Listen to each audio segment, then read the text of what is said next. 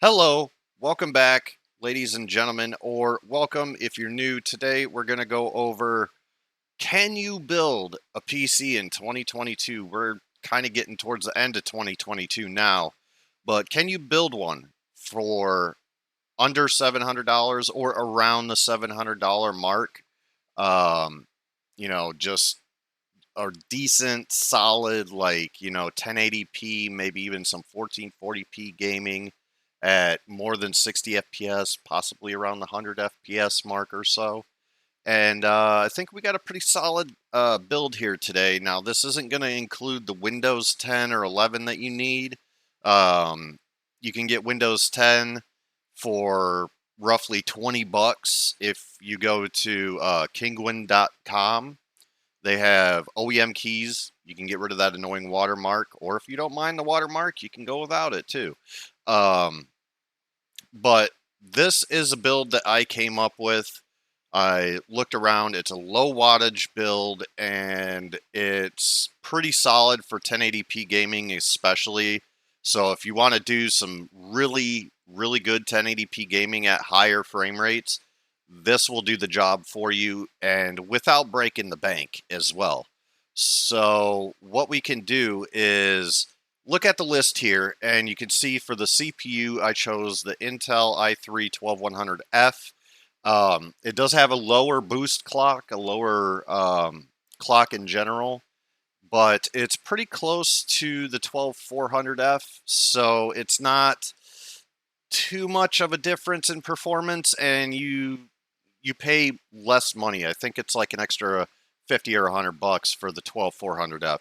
So super solid CPU, and it's 12th gen, and it doesn't come with a cooler, I don't think, or if it does, I know the Intel coolers are pretty crap, so you wouldn't want to use that anyway. So for the cooler, we have the Arctic Freezer. It's a really good cooler. I had the one with the dual fans, literally the same heat sink, just came with two fans instead of the one. And I used that on my Ryzen 3000 series CPUs. And let me tell you, it kept them nice and cool. There is no problem with overheating with this, and the 12100F doesn't get very hot anyways. It's a 60-watt chip. So you don't have to worry about it getting insanely hot or anything like that. And this cooler will be more than enough for to be able to handle it. And you might even be able to do a little bit of overclocking. But super solid cooler, and it's only 30 bucks. For 30 bucks, it's hard to find a better cooler than this Arctic Freezer. Highly suggest it, highly recommend it. Go and check it out, guys. And for the motherboard, we chose the ASRock B660M. It's a micro ATX LGA 1700 motherboard, so it'll work with your Intel 1200 series chips. And it has some heatsink cooling on it for the VRMs and stuff. For it's something. It's better than nothing. It's nothing like my Aorus board that I got in my computer, where it's just got thick heat sinks all over it and stuff. But I did pay a premium for that board anyway when I did get it. But this motherboard will be more than enough. It'll be fine.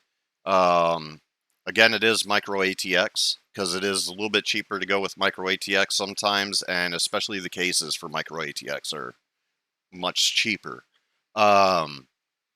So for RAM, we went with the Corsair Vengeance LPX. It's a low profile memory. No difference besides that's a little bit shorter, but it's 16 gigabytes, two sticks. Always got to go with two channels. DDR4 3200 megahertz, CL16, super solid RAM. I used to use that on my old Ryzen build all the time. Never had any issues, and it's Corsair. So fast RAM, and you won't ever have to upgrade, and probably till your next platform upgrade. But pretty good. You can always add more if you want. You want to add a couple more sticks, you can. But for the storage, we went ahead. I found a great deal on a Silicon Power M.2 drive, and I've used Silicon Power in the past for hard drives, RAM, and they used to be not very well known, but nowadays they've gained popularity. They're more known now, and they do use Samsung dies and stuff, and or not dies, but Samsung chiplets and stuff like that. So they actually have pretty good quality stuff. It's not bad at all. So I went ahead and picked that out. It's a 1 terabyte M.2 2280 NVMe, and it's only $66. That's crazy. I remember 2 or 3 years ago, you couldn't find even a 500 gigabyte M.2 for like less than 150 bucks. So, I mean, that's a steal right there. That's a really good deal, and you're getting a good drive on top of it. Plenty of storage for Windows, all your games. If you do any like content creation, you can add, you can use some of the storage for that too. Um, and you can always upgrade to a hard disk drive later on if you need more storage for anything besides Windows and games or whatever. But for the video card, we actually, again, another decent deal. Not the greatest, but it's the best one I could find. Like, literally one of the cheapest. It was like the third one on the list for PC Part Picker.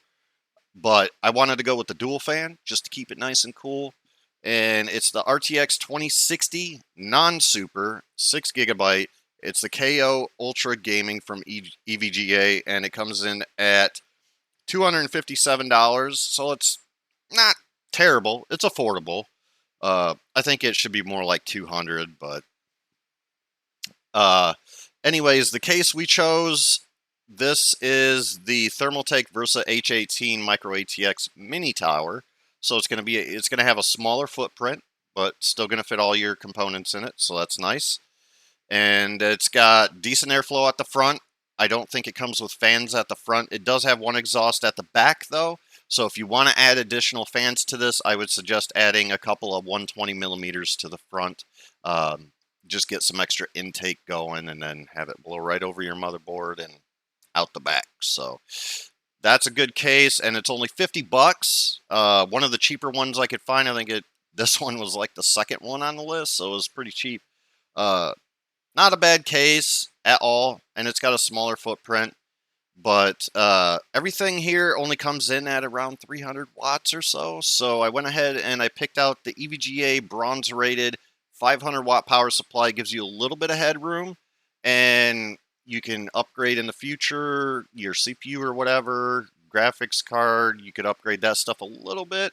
So you have a little bit of headroom for upgradability, but not too much. But it's more than enough for this build here specifically. And EVGA is a good brand. Anything ever goes wrong, you can RMA it, and they're pretty quick about it. So, you're getting a good reputable brand, and it's bronze rated, and it's more than enough for what you need. And like I said, the price comes in at $721. So, and that is including shipping too. You may be able to find some products that have free shipping on Amazon or whatever, but these are all really good components, and it's solid 1080p performance and gaming, and possibly 1440p low medium settings for gaming, and you're still getting well over 60 FPS, so why not? But for $700, it's not a bad build at all. You're getting relevant stuff that's still, pretty current, and it's not outdated or anything like that, and you're getting good quality components at the same time. So you really can't beat it for $700. So can you build a PC for $700 in late 2022? Yes, you can. And a good one at that. So that's pretty much all I had for today, guys. Again, let's check the wattage. 343 watts. So not bad at all. And obviously, if you add extra fans or hard drives or whatever, it'll bump that up a little bit, but not a whole lot. I mean, that stuff doesn't draw a whole lot of power anyway. It's mostly your CPU and graphics card that do all the drawing of the power. So, yeah, I mean, there you go, guys. So if you want, you can check out these items. Not bad at all. Like I said, Windows 10 will cost you probably another 20 to 25 bucks. Go to kingwin.com and check them out. They got really cheap OEM keys for Windows 10. And that's where I always get my stuff. That's where my friends get their stuff. Not a bad website at all. And it's reliable. So there you go. But anyways, I think that's going to call it quits for today, guys. And I hope you enjoyed. I hope this was informative. And hopefully, this helped you out with picking components and stuff. But I want to say this is Anubis Tech and Games. And happy building. And I'll catch you on the next one.